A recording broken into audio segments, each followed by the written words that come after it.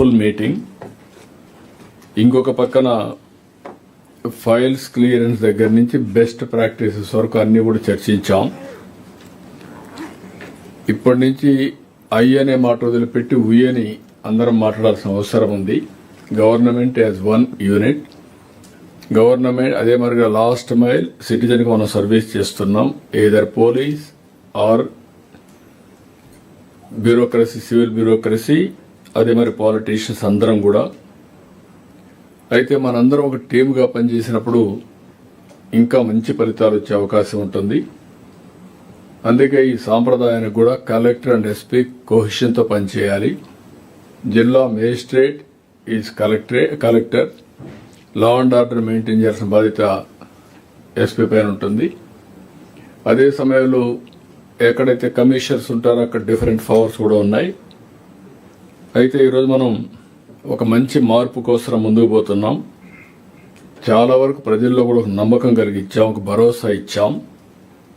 వాళ్ళ యొక్క నమ్మకాల్ని మనం ఎంతవరకు నెరవేర్చగలం ఇవన్నీ చేస్తూనే ఉన్నాం. ఇప్పటికి దగ్గర 2 years కంప్లీట్ చేశాం.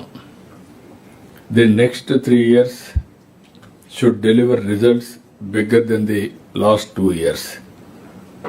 ఇంకొక పక్కన మనం పనిచేయడం ఎంత ముఖ్యమో స్పీడ్గా చేయడం కూడా చాలా అవసరం. అదే మరి కన్సర్న్ చూపించడం కూడా చాలా అవసరం. ఏదైనా కానీ మనం డెవలప్మెంట్ డిలే చేస్తే మనకు వచ్చే అవకాశాన్ని మనం వదులుకున్నట్టు అవుతాం. ఈ విషయాన్ని మనందరం కూడా గుర్తుపెట్టుకోవాల్సిన అవసరం ఉంది. ఇరిగేషన్ ప్రాజెక్టులు కానీ, ఇండస్ట్రీ కానీ, ఏది కూడా టైం లైన్ ఉండాలి. ఈరోజు పోలవరం, భోగాపురం, వెలుగొండ, అంద్రినివా ఇవన్నీ కూడా ఒక టార్గెట్ డేట్ పెట్టుకొని ముందుకు పోతున్నాం. నేను మీకు కూడా పోలీసులు కూడా డెవలప్మెంట్ సింక్ అవుతూ మీరు కూడా పనిచేయాల్సిన అవసరం ఉంది. పోలవరం ఎప్పుడు ఇనాగరేట్ చేయాలనో ఒక 8 నెలలకు మునిపే డిసైడ్ చేసి దాని ప్రకారం పనులు చేస్తున్నాం. అదే మరిగా పోలవరం ఇరిగేషన్ ప్రాజెక్ట్ నెక్స్ట్ ఇయర్కి పూర్తి చేయడానికి 1.5 year మునిపే టార్గెట్ పెట్టి దాని ప్రకారం పనిచేసుకుంటూ ముందుకు పోతున్నాం. మీరు కూడా ఈ స్ఫూర్తిని పెట్టుకొని డ్రాస్టిక్గా మీరు కానీ కంట్రోల్ చేయాలని కానీ డిటర్మినేషన్తో పోతే ఇది ఈజీగా సాధ్యం అని చెప్పి కూడా నేను మీకు తెలియజేస్తున్నా. ఇంకొక పక్కన మనం కూడా ప్రజల దగ్గరికి పోవాల్సిన అవసరం ఉంది. SP law and order maintain చేస్తే ప్రజలకు ఎంత స్ట్రిక్ట్గా ఉంటే, ఎంత దూరంగా ఉంటే అంత ఇంపాక్ట్ వస్తుంది అనుకుంటాం. ప్రజలకు ఫ్రెండ్లీగా ఉండాలి. యాంటీ సోషల్ ఎలిమెంట్స్ భయం ఉండాలి. అది ఎక్కడికక్కడ మనం ఎస్టాబ్లిష్ చేసుకోవాల్సిన అవసరం ఉంది. గుడ్ గవర్నెన్స్ అనేది ఎప్పుడు కూడా ఎఫిషియన్సీ ఉండాలి. మనం డీల్ చేసే ప్రతి ఒక్క ఇష్యూలో ఎంపతి ఉండాల్సిన అవసరం ఉంది. ఈరోజు కలెక్టర్స్ అందరితో మాట్లాడినప్పుడు ప్రజా దర్బార్ పెట్టాం. గ్రీవెన్స్ వస్తున్నాయి, కానీ అవి ఒక పద్ధతి ప్రకారం ఛానలైజ్ చేయకుండా ఇంకా కొద్దిగా ఆ సాటిస్ఫాక్షన్ కానీ ప్రాబ్లమ్స్ సాల్వ్ కావడం కానీ కొన్ని ప్రాబ్లమ్స్ ఉన్నాయి. అందుకే ఎవ్రీ మండే జిల్లాలో మీరు మీటింగ్లు పెట్టుకుంటారు, ప్రజా దర్బార్ పెట్టుకుంటారు. కానీ ఎవ్రీ ఫ్రైడే ఒక నియోజకవర్గానికి వెళ్ళి ఆ నియోజకవర్గంలో ఒక హాఫ్ ఎ డే మీరందరూ 1 day కానీ హాఫ్ డే కానీ స్పెండ్ చేసి ఆల్ ప్రాబ్లమ్స్ సాల్వ్ చేయగలిగితే రిపీటెడ్గా 4 visits కంటిన్యూగా ఆ కాన్స్టిట్యున్సీ పోతే మీకు కంట్రోల్ వస్తుంది. లేకుంటే వాళ్ళు పిటిషన్లు ఇవ్వడం, మీరు తీసుకోవడం, మళ్ళీ ఇచ్చేసి రావడం, ఆ ప్రాబ్లమ్స్ సాల్వ్ కాకుండా ఆ డిస్సాటిస్ఫాక్షన్ మిగిలిపోయే పరిస్థితి వస్తుంది. ఈ విధంగా మనం చేయగలిగితే ఒక నెలలో ఒక కాన్స్టిట్యున్సీ అవుతుంది. 6 నెలలు 7 నెలలు మ్యాక్సిమం 7 కాన్స్టిట్యున్సీలు అవుతాయి. అది అయిన తర్వాత మళ్ళీ ఒకసారి రివ్యూ చేసుకుంటాం. ఏ విధంగా చేయాలనో మనం చేద్దాం. అదే సమయంలో మీరు పోయినప్పుడు కూడా నేను సింగపూర్ కంట్రీ కూడా చూశాం. అక్కడ ఆఫీసర్స్ అండ్ పొలిటికల్ అంటే ప్రజాప్రతినిధులు ఇద్దరు కలిసి పర్ఫెక్ట్గా చేస్తున్నారు. దీనివల్ల సమస్య పరిష్కారం అవుతా ఉంది. రెండోది ఒక మంచి ఫలితాలు కూడా వచ్చే పరిస్థితి వచ్చాయి. నేను ఈ విషయంలో కూడా మిమ్మల్ని అందరినీ చాలా స్పష్టంగా రిక్వెస్ట్ చేస్తున్నా. దీన్ని అమలు చేసే బాధ్యత అందరూ తీసుకోవాల్సిన అవసరం ఉంది. ఈరోజు గవర్నమెంట్లో కూడా అనేకమైన టెక్నాలజీ అడాప్ట్ చేసుకున్నాం. ఈరోజు డేటా లేక్ వచ్చింది, లా అండ్ ఆర్డర్లో టెక్నాలజీ ఉపయోగిస్తున్నాం. ఎవ్రీ ఫ్యామిలీ ఒక యూనిట్గా తీసుకొని మినిమం నీడ్స్ అన్ని పరిష్కారం చేస్తున్నాం. ఉదాహరణకు ఇంటి స్థలం, ఇల్లు, సోలార్ కానీ లేకపోతే ఎట్లా కరెంట్ ఇచ్చా సోలార్కి వెళ్తున్నాం, తాగునీరు, టాయిలెట్, వంట గ్యాస్, ఇంటర్నెట్, ఇవన్నీ every family minimum needs provide చేసే బాధ్యత ప్రభుత్వం తీసుకుంటాం. విలేజెస్ను కూడా ఒక మోడల్గా తయారు చేయడానికి ఎక్కడికక్కడ రోడ్లు కానీ, డ్రైనేజ్ కానీ, వీధి స్ట్రీట్ లైట్స్ కానీ, అంతా వేస్ట్ డిస్పోజల్ కానీ ఇవన్నీ కూడా తీసుకొని అల్టిమేట్గా ఆ విలేజ్ కూడా మోస్ట్ లివబుల్ విలేజ్గా తయారు చేయడానికి ముందుకెళ్తున్నాం. ఇంకొక పక్క P4 తీసుకొచ్చాం, ఆర్థిక అసమానతలు తగ్గించడానికి. ఫ్యామిలీ యాజ్ ఎ యూనిట్ తొందరలోనే అసెస్ చేసి ప్రతి ఒక్క ఫ్యామిలీకి ఏం చేయాలి, ఆ ఫ్యామిలీలో ఉండే ఇండివిజువల్కి ఏ విధంగా భద్రత ఇవ్వాలో ఓడిస్తున్నాం. ఈ ప్రభుత్వం తీసుకున్న నిర్ణయాల వల్ల చాలా వరకు మీరు చూస్తే పెద్ద ఎత్తున ఇన్వెస్ట్మెంట్ వచ్చే పరిస్థితి వచ్చింది.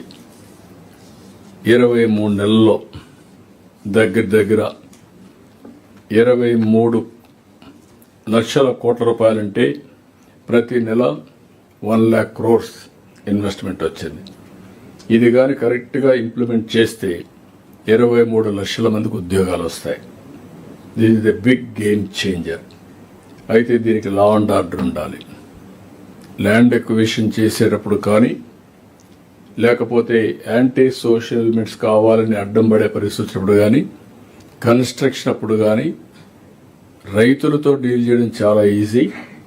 ఇక్కడ కొంతమంది యాంటీ సోషల్ ఎలిమెంట్స్ కావచ్చు, డెవలప్మెంట్ మీద వ్యతిరేకంగా చేసేవాళ్ళు కావచ్చు, ఇలాంటి వాళ్ళు వస్తే చాలా ప్రాబ్లమ్స్ వస్తాయి. స్టేట్ని ఒక బ్రాండ్ ఇమేజ్ని ప్రొజెక్ట్ చేసుకోవాల్సిన అవసరం ఉంది. ఈరోజు లా అండ్ ఆర్డర్ పీస్ఫుల్గా ఉంటుందనే ఉద్దేశంతో అందరూ ఇక్కడ పెట్టుబడులు పెట్టడానికి వస్తున్నారు. ఈ ప్రభుత్వం స్పీడ్ ఆఫ్ డూయింగ్ బిజినెస్, ఎక్కడికక్కడ వచ్చినప్పుడు సమస్యల పరిష్కారం చేయడమే కాకుండా ఒకసారి ప్రాజెక్టు పెడితే ఆ ప్రాజెక్టు అనుకున్న టైంలో పూర్తవుతుందనే ఉద్దేశంతో చాలా మంది వచ్చే పరిస్థితికి వస్తున్నారు. అలాంటప్పుడు ప్రతి ఒక్క ప్రాజెక్ట్ని గ్రౌండ్ చేసే బాధ్యత అటు ఎస్పీ, ఇటు కలెక్టర్, అడ్మినిస్ట్రేషన్ కలెక్టర్ చేసిన ఎస్పీ కూడా ఎలాంటి లా అండ్ ఆర్డర్ లేకుండా, అన్రెస్ట్ లేకుండా చేసే బాధ్యత మీది. ఈరోజు మనం చూస్తున్నాం, మొన్నటి వరకు డేటా సెంటర్ వస్తుందని ఊహించలేదు. గ్రీన్ ఎనర్జీ గురించి మనం మాట్లాడలేదు. ఈరోజు మీరు చూస్తే 5 gigawatts డేటా సెంటర్ వచ్చే పరిస్థితి వచ్చింది. గ్రీన్ ఎనర్జీలో ఆంధ్రప్రదేశ్ నెంబర్ 1గా నెక్స్ట్ లెవెల్ గ్రీన్ హైడ్రోజన్ పోయే పరిస్థితికి వచ్చాం. ఇలాంటివన్నీ కూడా మీరు గుర్తుపెట్టుకోవాల్సింది. ఇంకొక పక్కన పెద్ద ఎత్తున పెట్టుబడులు మీరు చూస్తే అటు కేంద్రం, ఇటు రాష్ట్రం, ఇవి కూడా రైల్వే ప్రాజెక్ట్స్ మీరు చూసినప్పుడు 624 ప్రాజెక్టులు శాంక్షన్ అయినాయి.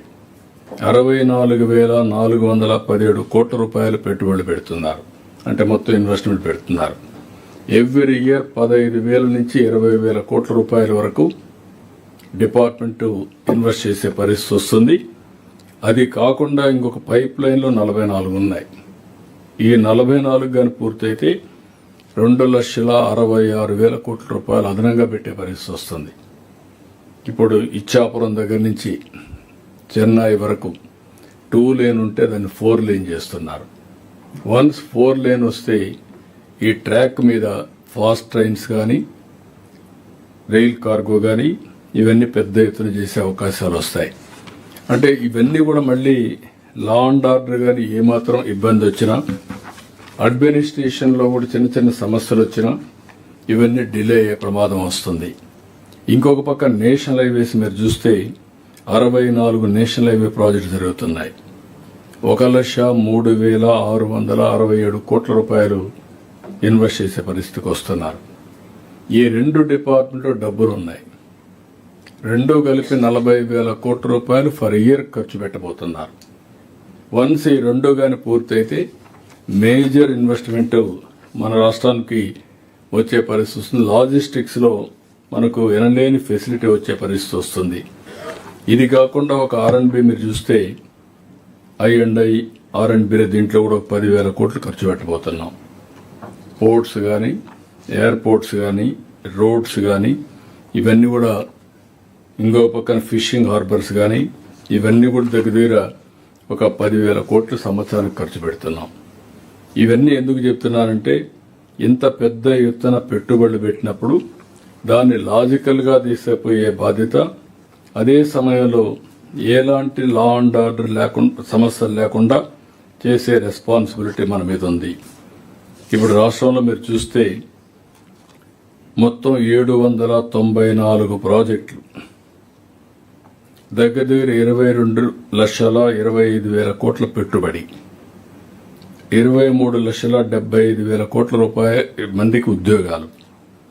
ఇవన్నీ కూడా different departments, energy, industries, I&I, IT, multi department investment, APCRDA, tourism, food processing, MAUD, textile, education, health, అన్నిట్లో కూడా పెద్ద ఎత్తున పెట్టుబడులు వస్తున్నాయి.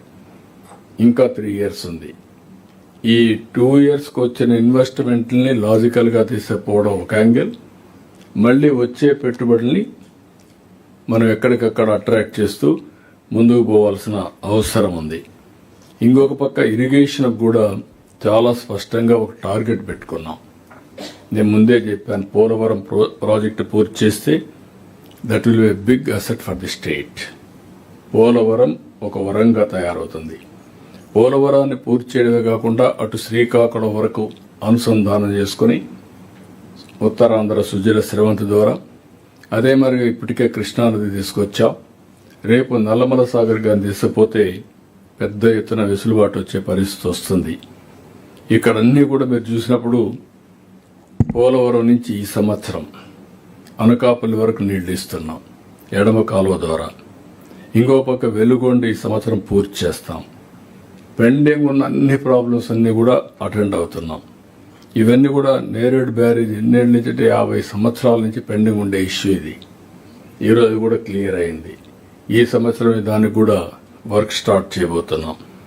అక్కడ మొత్తం ఈరమండలం ఎత్తిపోతలు కానీ, మద్దు వలస స్టేజ్ 2 కానీ, నాగావళి చంపావతి అనుసంధానం, ఇవన్నీ కూడా మనం కంప్లీట్ చేసుకొని ఉత్తరాంధ్రలో ఇంతవరకు పెండింగ్ ఉన్న అన్ని ప్రాజెక్టులు రాబోయే 2 ఏళ్లలో పూర్తి చేయబోతున్నాం.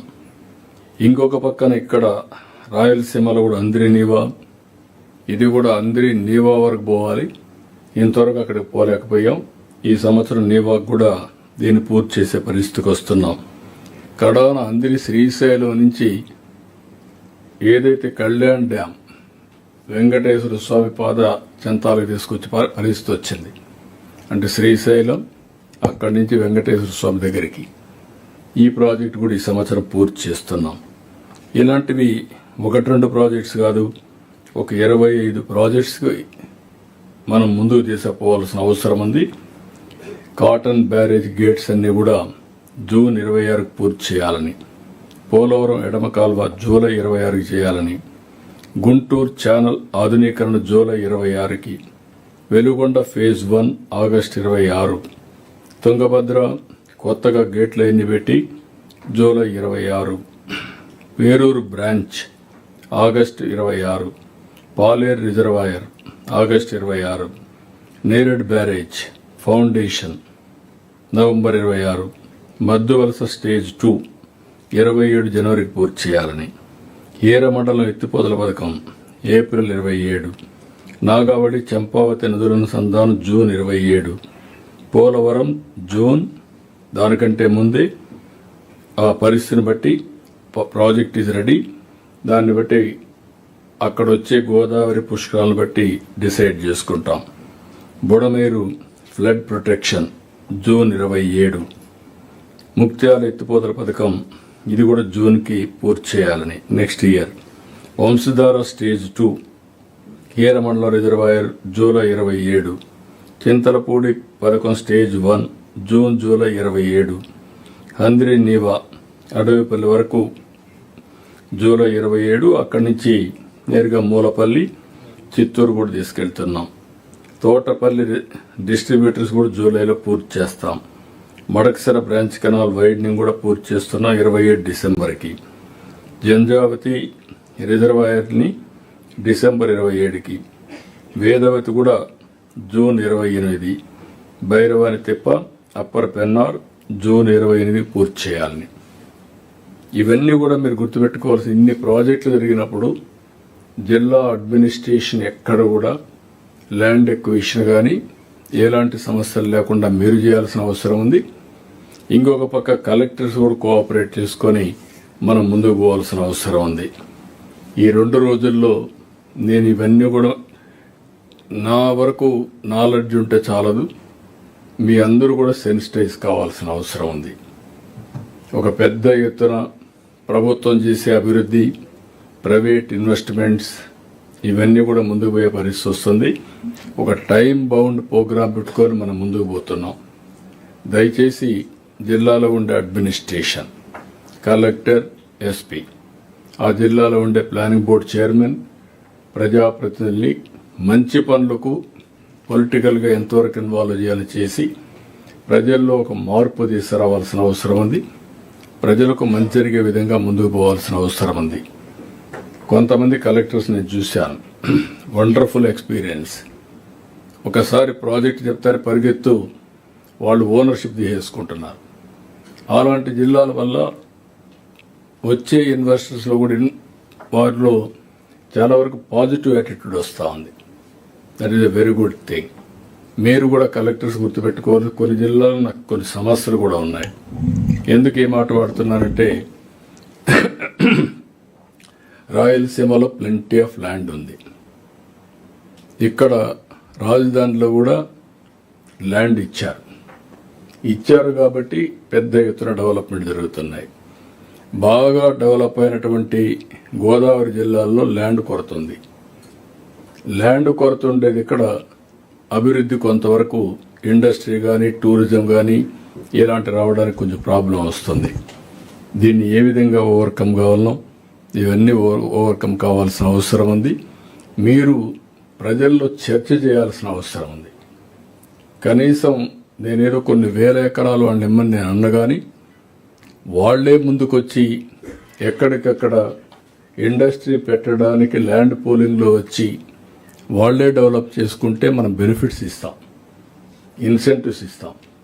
దానివల్ల ఆ ప్రాంతం అభివృద్ధి అవుతుంది, అందులో డబ్బులు వస్తే వాళ్ళకే వస్తుంది. ఇది కూడా మీరు మోటివేట్ చేయాల్సిన అవసరం ఉంది.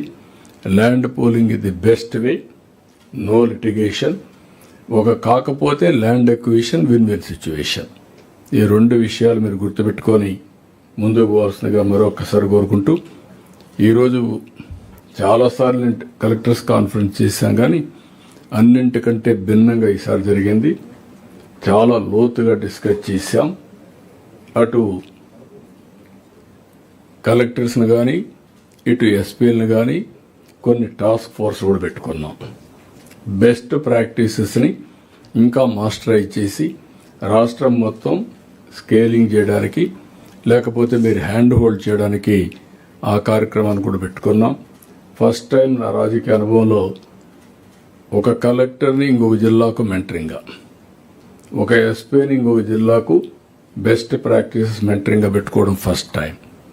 నాకు ఏమాత్రం అనుమానం లేదు, దీనివల్ల మంచి ఫలితాలు వస్తాయి. అలాంటి మంచి ఫలితాల కోసం 2 days ఇక్కడ మనందరం బ్రెయిన్ స్టార్మింగ్ చేశాం. అరుదైన అనుభవం. ఎవ్రీ టైం నేను కూడా ఇంప్రూవ్ చేసుకుంటూ వస్తున్నా. ప్రొసీజర్ని మీటింగ్ టు మీటింగ్ ఎట్లా ఇంప్రూవ్ చేయాలని ఆ విధంగా ఇంప్రూవ్ చేస్తున్నాం. Only I'm unable to do only one thing, time cut చేయాలి.